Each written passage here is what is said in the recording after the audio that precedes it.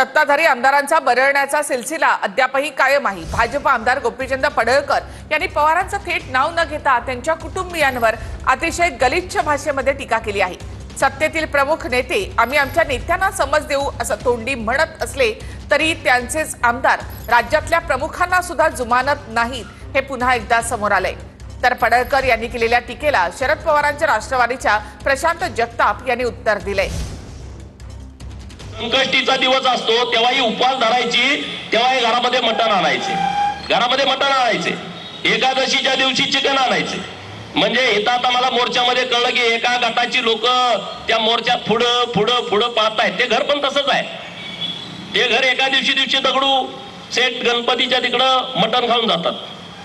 तुम्हाला सगळ्यांना माहित आहे ते घर कोण आहे। त्याचे सासू ख्रिश्चन आहे, नवरा ब्राह्मण आहे, बाप मराठा आहे, आई कुणी आहे, असं कॉकटेल घर आहे की भाजपने अशी पाळीव माणसं पैशानी पदानी या ठिकाणी कायमस्वरूपी आपल्या गोठ्यात आपल्या प्रवेशद्वारावर बांधून ठेवली होती, जी कायम विरोधी पक्षाच्या नेत्यांवर या ठिकाणी भुंकत आलं। त्याच्यापैकीच गोपीचंद पडळकर आहे की पवार साहेबांच्या तुमच्यामध्ये निश्चित फरक आहे। कारण की तुम्ही एखाद्या मंगळसूत्र प्रकरणामध्ये, मंगळसूत्र चोरीच्या प्रकरणामध्ये हातामध्ये बेड्या घालून तुम्हाला पोलिसांनी अटक केलेली होती।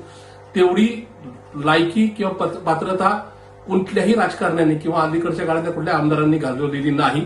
त्याच्यामुळं आपलं एकूणच मागचा इतिहास लक्षात घेऊन इथून पुढे तुम्ही टीका करताना तारतम्य बाळगा।